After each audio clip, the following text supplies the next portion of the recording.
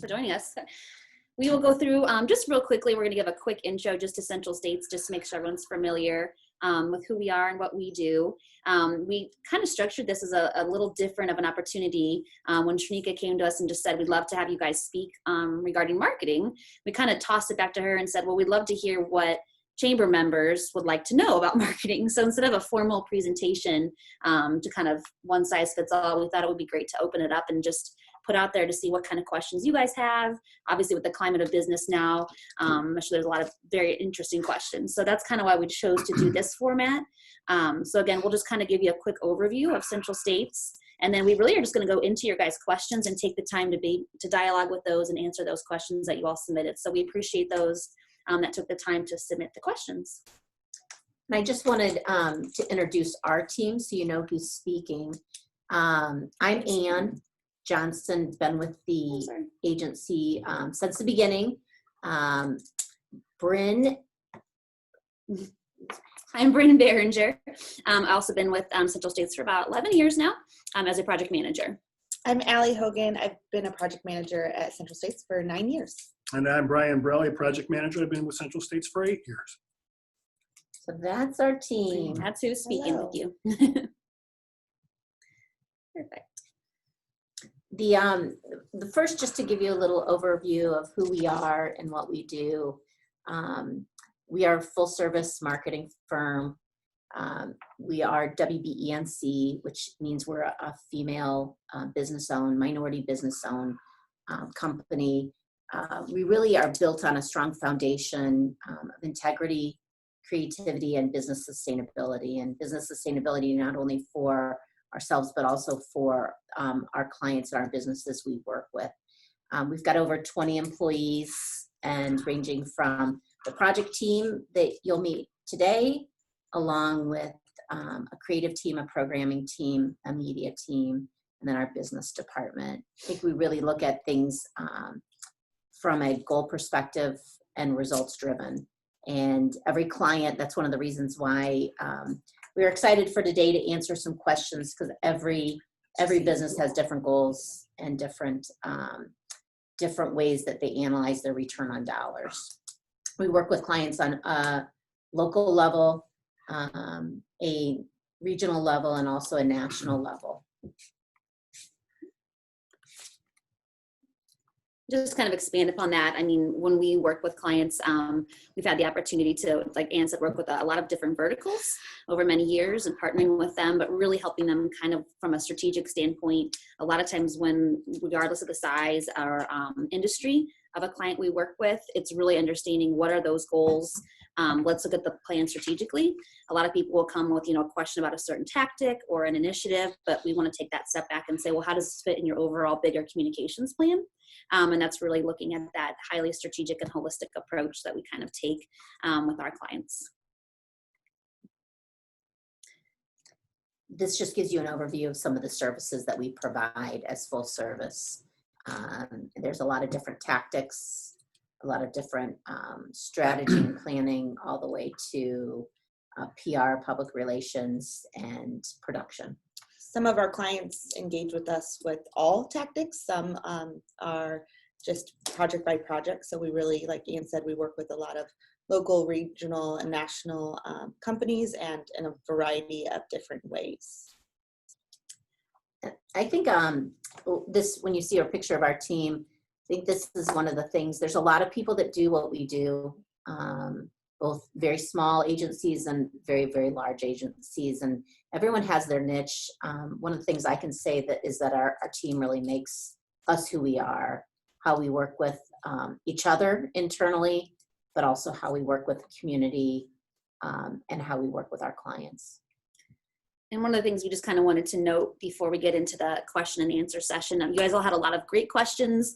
Some were very specific to certain tactics or to your business, which is wonderful, but kind of high level approach. And you'll probably hear it a couple different times throughout the presentation, but this is our 5Ds, and it's really our approach behind any, whether it's a campaign, a strategy, a graphic design piece, a website, that we always take the approach to really understand in that discovery process the goals of a campaign. And that's just something we encourage, if you take away anything from today, beyond just the answers to the questions you submitted, is really make sure in your communication and marketing plans to kind of follow this kind of same process a little bit, to make sure you're understanding, you know, what are our goals, who is the audience we're speaking to, how are we going to monitor the success of this campaign, answering some of those questions up front instead of just going in with a tactic right off the bat.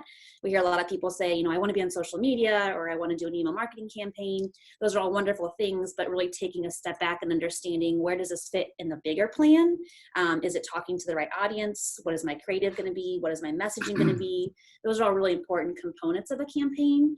So not just looking at one tactic kind of in a silo, but really understanding how it fits into the bigger overarching marketing plan that your company has. And everyone's going to be very different depending on their audience, their budgets, their goals, the regions that they serve. So those are all things to kind of take into account when you're looking at different online or digital or media tactics. And this really is a footprint that you should follow, or we suggest you follow, when you're doing some of your own projects, really just taking the time to understand what you're doing, going through the process, so it's complete from start to finish. We have worked with businesses in the past to just throw it on the wall and hope it sticks, and sometimes it leads to disastrous results. So the idea really is for us to, this is our process, and to be, again, something for you to take a look at, say, if I'm going to do a project, this is probably a process I should utilize as well. And one of the biggest things I think too is obviously the beginning part of making sure we have our goals and tactics and strategy in line, but then when you look at the end of that, really understanding, okay, are we monitoring it? You don't just want to launch something in any regard and leave it and set it, forget it. So make sure that you're continually monitoring things, you're assessing success, but you're also changing and adapting to the feedback you receive from those campaigns. And that's a big component of anything that we would suggest. And I think one of the things we've seen this year, it's a little ironic. We have a team planning meeting, and our yearly kind of look at is how can we be a disruptor. And I think this year has been a very disruptive year when you look at COVID and you look at some of the fallout that we've seen on a regional and national basis for COVID. Some industries have thrived, some industries have not, but it's affected all of us. So we've really, one of the things that I think we've found is that you've had to really pivot and go back and relook at your goals, especially with some of the things, whether it's shelter at home, whether it's you're in healthcare and things has changed rapidly in healthcare, how you service those patients, or even just manufacturing and how you work in that manufacturing field. So those are things that we've really had to go back and redo a lot of strategy and look at those clients and really assess, okay, what are our needs, or how have they change? And they change weekly. And I think those are things that you have to just be flexible and nimble.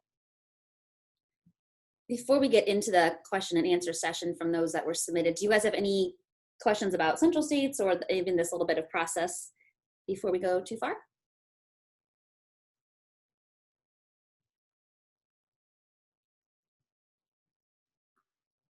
All right. Well, if anything does come up, make sure just to submit a question or feel free to unmute. All right. Questions that were submitted from you guys. This first one related to nonprofits, which is good. We do a lot of nonprofit work, something near and dear to our hearts, and we're very passionate about. So questions related to this for, with limited marketing budget, which we all understand in the nonprofit world, what is the best bang for buck marketing? And then also how to use Google to help a business and nonprofit get the most bang for their buck. So just kind of some highlights here that we wanted to share with you guys from what we have done. From a limited marketing budget with nonprofit, I mean, obviously, like we said, really getting everyone on board from the start, whether that's your board members and your internal staff, of really what are your strategic goals? What programs are you going to highlight that are then going to turn into a return for you guys? And that return isn't always something monetary. Obviously, we want dollars. Those are precious to a nonprofit, but is it going to increase volunteers, donors, awareness of our brand? Those are all things that are still valuable and are an ROI when looking at your marketing. So keeping that kind of cognizant and top of mind. It doesn't always have to be a strong monetary return. But with that, Obviously, utilizing press is something with your partners. A lot of nonprofits align pretty strong with media partners due to your events that you have throughout the year. So making sure to utilize those media partners for press. They usually are very open to helping with that, to highlight stories that you have to share. But we have also found that if you can do whatever you can in your capacity and power internally to supply the media with almost press-ready materials, whether that's video you've taken, a really well-written press release, photos to go with it, whatever details you can provide them, they're more likely to pick up that press and share it. So just make sure that you're prepared on your end when you're supplying media that information. You'll have a better chance of having press picked up that way. Another thing you guys can really utilize that will be kind of best bang for your buck is your databases. I think that's one of the most important things. Looking at your email database, your mailing database, make sure they're segmented, because I think the more targeted you can be with your messaging, whether you're looking at a donor segment, a volunteer database, even intern employees, whatever that might be, but make sure that you are communicating appropriate messages to the appropriate database. And then set that expectation. So whether you do a monthly newsletter, whether it's, once, every other week, whatever makes sense for your company, but set that expectation too, so that those that are receiving communication know what to expect from you. And don't always center it around asks. I know it's easy to do in the nonprofit world is to always ask for those dollars, but I think if you can educate people on your mission, your internal communications with your employees, what you have going on, events, those are things that people like to know about. They get more ingrained in your organization, and then those asks become easier when they know who you are as an organization. A couple other things, utilizing your social media outlets. Obviously, this is a very cost-effective thing for nonprofits to utilize, but be thoughtful in your mix and approach of what you're putting out there, just like you would with any other communication. Don't always be asking for dollars and donations, but schedule out posts with news and events, ways to get involved, because again, kind of getting that new donor base or volunteer base, people invested in your mission and your company, is a really great way, again, for an ROI perspective when you're looking at social media. Use a mix of photos and videos, link to your website when you can. Don't just rely on your social media to take the place of your website. So if you're teasing information, link it back to the site, get people engaged that way. And don't spend a lot of dollars on polished videos or that kind of thing. I mean, know that that's a pretty forgetting platform. People are used to something pretty authentic when it comes to social media. So things shot from your iPhone, edited, things like that, that's really acceptable on a platform through social media. So keep that in mind as well. And then try to show things internal again, like showcase your staff, tie to your mission as often as possible. I think the biggest thing is just be cognizant of how you're being a good steward of dollars. People want to know who you are, what you do, but also what you're doing with the dollars that they're donating. So anytime you can feature that, be wise to do that. And they could obviously always put dollars behind promoting posts or boosting posts, but just be cognizant of what you're choosing to promote, that it really does reinforce your mission and it has some strategic return on investment for you. And then kind of a couple other highlights in that first question. Nothing can replace the one-to-one approach of thanking your donors, so don't forget that. That is something that doesn't cost you anything, but a phone call to a donor, an email, or a letter, those are all things that will really keep your donors engaged and involved. If you can thank them for what they've done, feature them in newsletters, donorversary cards for when they've donated, things like that really do make a difference in your donor base. And that really should be a case of, depending on what type of organization you are and what type of board you have or a volunteer base, really should be a stewardship committee, making a good plan to reach out on a very regular basis to make a majority of touches in different forms or formats. The more you can reach out to somebody in a very casual manner without, as Bryn mentioned, making an ask, just lends to a greater depth of the relationship. So really, if you have the opportunity to do so, set up a stewardship committee that will then allow you to go ahead and make regular touches. I recall one of the organizations I donate to regularly, I get a handwritten letter from one of the parents that is not on the board. It's just part of the organization, and they thank me for the donation and how it's affected them and their family. And that really makes a difference to see that, rather than just from someone internal or an employee, to really know how I'm making a difference for them. So just think of different ways to make that connection. And then speaking of board too, before I answer that last question, I think one of the things we have seen is just make sure you engage your board. They're some of your most influential people. But with that being said, you need to take the time to really make sure everyone is speaking the same speak, that they can represent the company how you want them to represent your mission, what they want to say about you. They should be attending your events. They should be recruiting for your events.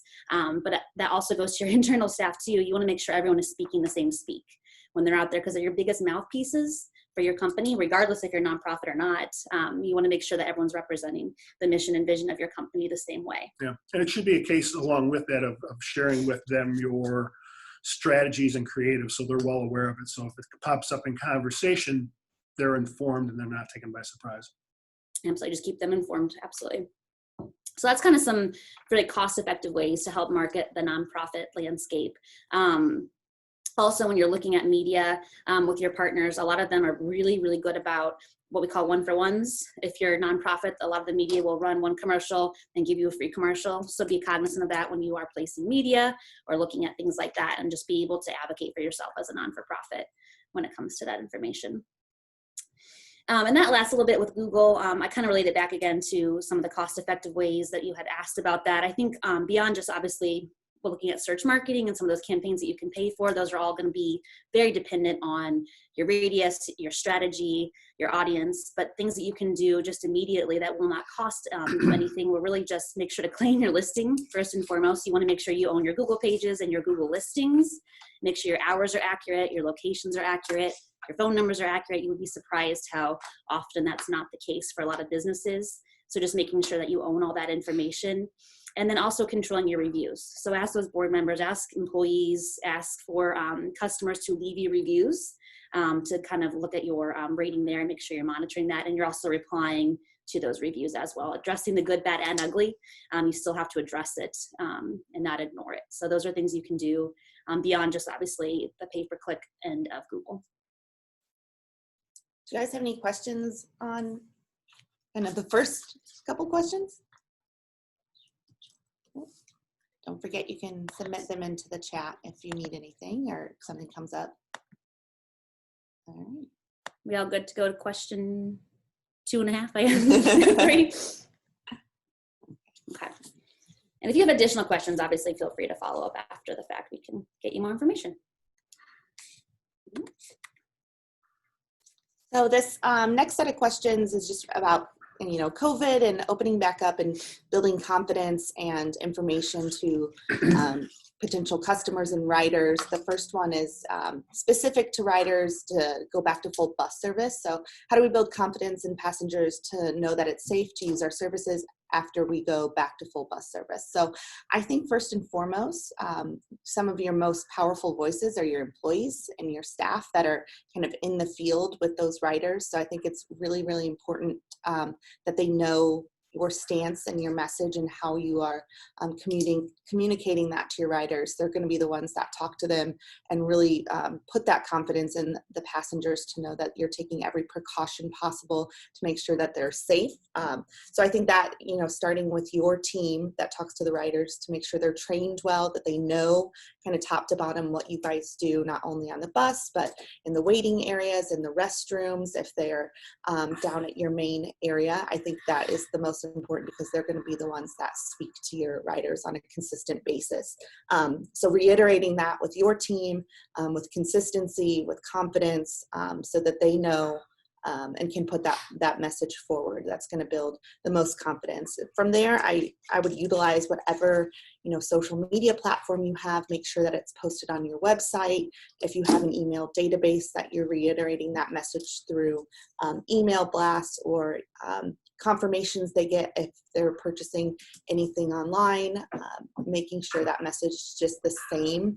And I'm going to say consistent again, so that they're not getting mixed messages, because I think a confused mind says no. And if the more confusion that they have, the less confident they will be. Those are very simple ways. I would make sure that all of your messaging is also posted within the bus on signage around the bus stop, making sure that they're knowing and well informed before they make that choice to ride. And then the second one is just a reiteration of that first question. You have lots of different medias that you can control. So make sure that you're talking on those platforms first and foremost, your website, your email database. If you have the ability to send email blasts, making sure that you're informing them in those customer base via email, that you have your social media platform that you're not only posting once, but you're posting several times. Those messages can get really, really lost very quickly on a social media platform. So making sure that you're either pinning posts to the top of your page or posting something on a consistent basis, or if there's changes, making sure that you're presenting the facts every single time so that people don't feel overwhelmed or frustrated that they don't have the right information when they come to either visit your business or engage with your business. If you have the ability to have that one-to-one communication, I would take it, whether it's a phone call or an email, depending on if you've done curbside in the past and you're able to talk to those people more than just in an email blast or a social media platform. I would take advantage of those medias as well. That's going to really put the confidence back into those potential customers to feel like every precaution's being addressed and that they can visit your business with ease. I would agree with Allie. Just kind of as a side note, we were talking about this yesterday, and I think I bought a gift from the Bronze Frog maybe 7 or 8 years ago, and they actually called me last week and left a message and just said, you've been a customer of ours, we appreciate it, and we just want to let you know we are open. These are our hours. We're taking precautions and we'd love to see you again. And that really, that still stuck with me. I haven't been there in 8 years, but the fact that they reached out and just want to let me know that they were open and they were functioning, I think was a really smart move. And just from a perspective, we've helped a lot of different clients in all different industries throughout this COVID. And I think the ones that have been successful are the ones that have been consistent. Like Allie said, whether that's in their media, they didn't cut their media, they just changed their messaging, they stayed visible, they stayed present, and they communicated. And I think that those that have done that have seen really good success. But again, it's just making sure, like Allie said, if you post to your social, your rules, make sure they're also on your website. Anywhere someone's going to go to find your new hours or how you're operating, if it's difficult to navigate that, they're not going to have a good experience. So. Yeah, and I think something important to remember is, I know we're probably all tired of this phrase, but this is probably going to be a new way to do business for quite some time. So I think the more it's ingrained in your team and internally, this isn't going to change very quickly. People are going to get used to this new life and this new pattern. So make sure you're consistent and you're just always presenting that information up front. You cannot over communicate is what we have Yes. found. Yes. So don't be afraid of that. Just make sure the information is accessible wherever they may go. I know there was a lot of COVID related kind of questions. We tried to put them to here. Is there anything in particular that we didn't address or you have questions about before we go on to another topic?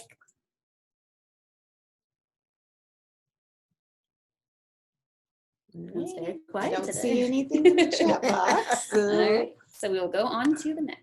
I'm going to start calling people out. We can see your names. Well, this one came in again of the interesting question. This is another one that's very timely, very topical. And it's, what is the best way to utilize social media outlets to begin the conversations around social inequality?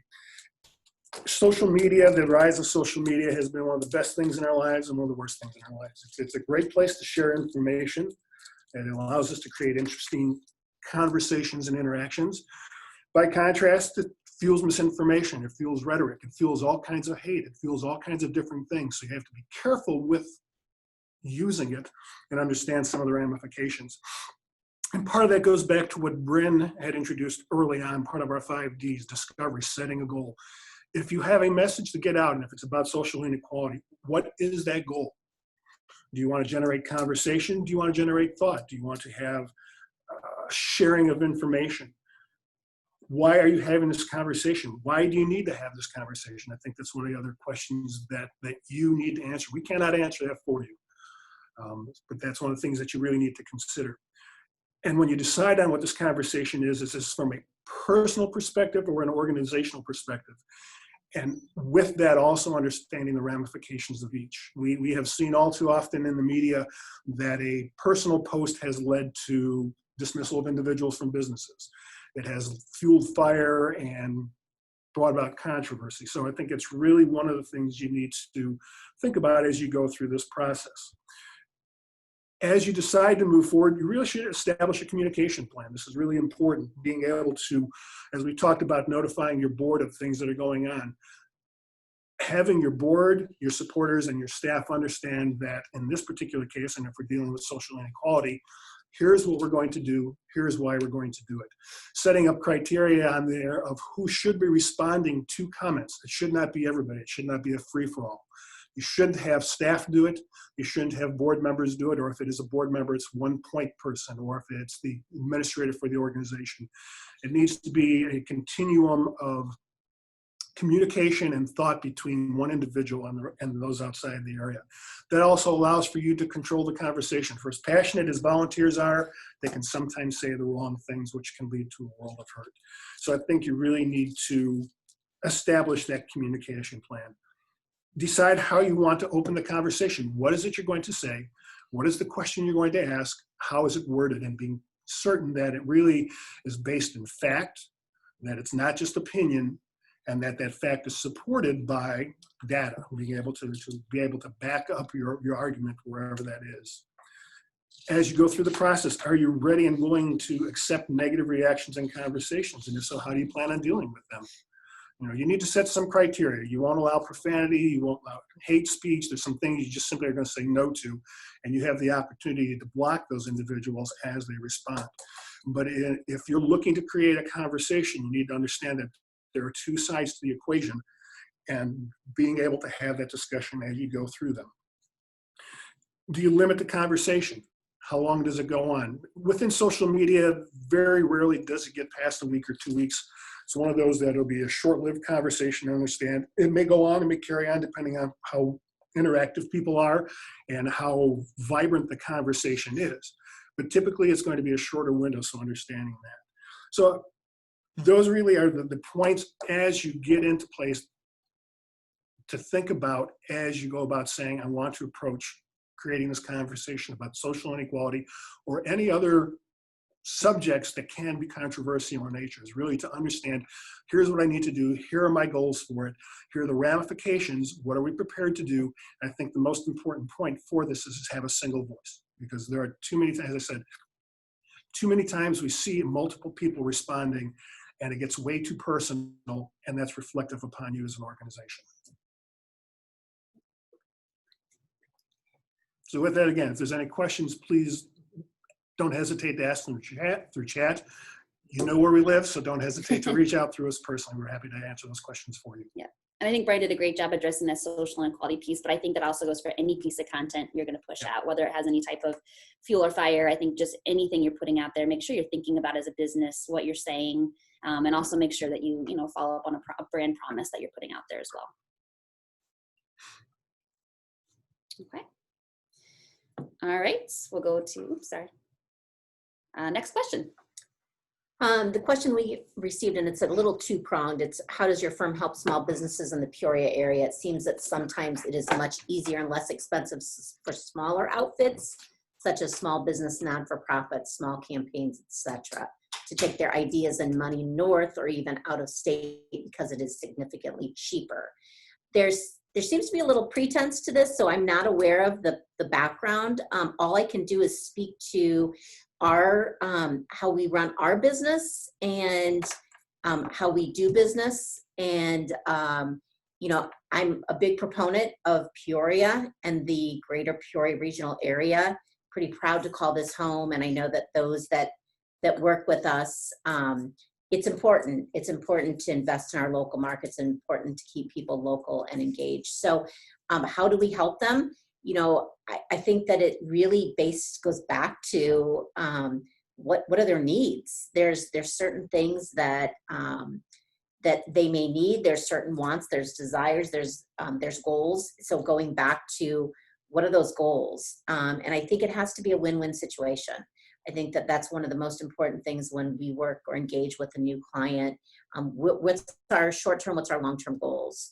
How do we make sure that our expectations are being monitored, measured, and met? And not only so much for the client's goals, but for our partnership, because it has to be a good partnership that has strong positive outcomes. How we work with small businesses, we've done a lot of work with startups. And you know, I will be honest, I don't think Central States as an agency, when it comes to cost structure, is a lot different than others in our area. But I do believe that it just depends on what tactics and what you're looking for. So it really goes back to those goals, because every client we work with is different. We have a different service work agreement for every client. And really, you have to make sure from a goal perspective, what do we want to accomplish? And like Allie had said earlier, some clients we work with on just a smaller project, and others will fully engage and work with their sales team and work with their distribution outlets and whatever it may be. So small and large alike, I think it's important to really not limit ourselves, because we work with so many different verticals. Yeah, they're treated exactly the same, just their scope and budgets may differ, honestly, Yeah. but they don't get any different treatment. We've seen a lot of times that people sometimes put so much into research and production and planning that there's not enough dollars to then push out a campaign, and that's something we'll never want to do. So it's always looking at, again, if we have those 5 Ds in place of understanding how we're going to monitor the success, who's the right audience, what are those tactics, we can fit that into a small, medium, or large business. It's all about scaling that campaign appropriately. And every client's different. So I think there's not one size fits all for any of, for this answer. I think it really has to be tailored. And I don't think someone, it really doesn't matter if you're small or if you're large. I think you still have to go back to basics and make sure that you're accomplishing what you set out to do from the beginning. And I think one of the things that makes us a little different is that we'll ask those hard questions, because sometimes those are the questions that need answering to move forward to long-term goals. I hope that answers everybody's questions. If there was more to it, I'm more than happy to answer any of those. Maybe in a specific instance, so we're happy to talk more offline if you need to. Great. And then we did have one final question that came through, and to be honest, it looked like it was missing a little context for our team. So we thought we would just bring it up, and if someone is comfortable and wants to give more kind of context to that with this question, we would love to give more details. But really, again, without knowing kind of, we think it's related to maybe more press, you know, when you're looking at submitting press, you know, with what liabilities are, exposures are out there, with what logos to submit, media lists and things like that. I'm thinking it's press related, but if someone wants to give more detail, maybe our context to this question, we'd love to be able to answer it. Yeah. I guess in regards to press in general, we go back to our conversation on social medias. Whatever you put out in press has to be fact-based. You can have some opinion in there, but whatever it is has to be backed by data. And I think that's key. That helps prevent liable aspects from happening. You're able to say, well, here it is in print, therefore it's right. So it needs to be concise. Get to the point. Don't tell long stories. Really just get to the point in that first paragraph, being able to say, here's part of my goal. Here's the information I need to discern to you, and then be able to support it with that. Media databases are another thing that are tricky to work with. There are a number of national and international resources that are available out there that you can buy them from, either on a subscription basis or on a one-time purchase. Groups like CISIN, Agility, MediaDatabases.com. They will provide you with regional, national, international lists. If it's something that's local or fairly regional, you can go old school and get an intern to do some search on the web and reach out to contacts and gather information, which actually is a nice way of starting to create some relationships with news media as you call around with that. So those are just 2 ways to handle some of what you're doing with press. I think the key point is to be succinct, but also be very, very factual with what you're doing. And I think Brian hit on it. I think being succinct, being factual, but making sure there's that consistency across all of your messaging, whether it's social, whether it's press, whether it's event marketing, print materials, whatever it may be, it has to be all in line. So all messaging matches, because that's the last thing you want to do is confuse the audience. And we're willing to, if you want to jump on a call or via email to address this question more specifically, we're happy to do that. Like Bryn said, I think there was just a little bit of context missing for us to give our best answer here. And that is all the questions that we had submitted from you guys. But again, if there wants to be some more open dialogue or discussion or expanding on anything we did cover topical, we would love to do that. We still have about 20 minutes of time if you want to open that up. If not, you do see our contact information. Our website is listed, our phone number. You're more than welcome to reach out with additional information. We'd love to help, but we'll kind of turn it over to Shanika back again to share with the group and see if there's any additional feedback. And hopefully that was helpful. Great, thank you. Thank you all, Central State Media team.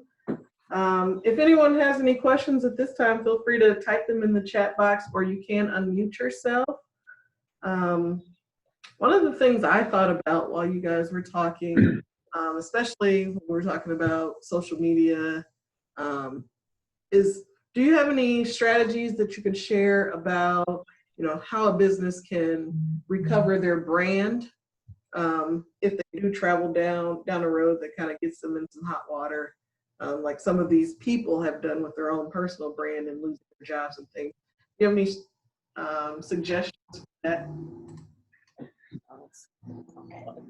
To be honest, I think it's, and not to sound like it's a scapegoat, but I do think it's a case-by-case scenario of what's been done. But I do think, again, if you can get, if something's out there, like Brian said, you have to address it. You can't ignore something, but you don't have to belabor a point either. Address it, move on, and then get back on track with, again, promoting your mission, your vision, the information that's relative to your client or customer base, and just get back on track. Keeping in mind too that your actual page is great to push out information, but keeping in mind the only people that will see that are those that are subscribed to your page, and even then only 3% of that content is actually going to be seen organically, just because the average person has so many pages that they subscribe to. There's so much content within Facebook. So pushing out organic content, while it's great to be found there if someone's seeking it, it's not always going to be seen. So there might be some tactics you need to utilize to say, how do we have a paid kind of campaign or a paid strategy going in conjunction with our organic, so that you can control what's being pushed out and you can make sure that the right audience, you can segment a radius, an age group, and all those factors to really say, we want this audience to see this messaging from a paid perspective. So I think you have to take into account both your organic and your marketing side of your social platforms. Yeah. And properly done, that paid aspect is fairly cost effective. This is in millions of dollars. It's, I don't want to say pennies, but I think it's just cost-effective. strategic. Yeah. You have to make sure that your messaging and graphics work together, and you have to make sure that it just goes back to brand and stick with that brand. Yeah, I think Bryn made a good point earlier when it comes to, if you're trying to recover a brand after, maybe a mishap or a mistake, being authentic, that people can really see through that, especially when you're putting it on social media.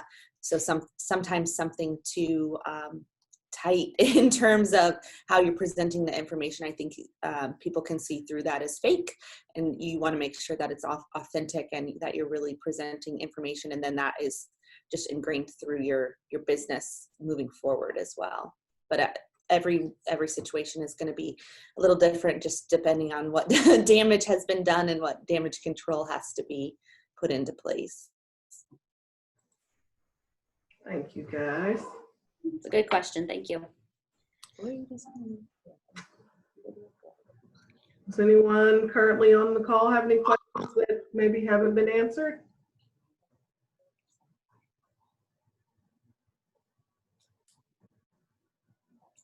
Not seeing any. Yeah, I mean, hopefully that was kind of, I know it was kind of a different format, but we wanted to be able to, instead of just, like we said, pick one topic and try to address all the different kind of industries and companies, we wanted to kind of open it up to specific questions. So, yeah. Well, thank you. If anyone does have any questions that they'd like to follow up with the Central State Media team on, their information is there. yeah, and you can also email us at, and I can put it in here, if you want to email a general email box, it's just info@centralstatesmedia.com, and we can get back with you as well. So it's up there on the chat. Nice. All right, well, thank you, everyone. Thank you. Have a great day. Thank you all so much. Enjoy.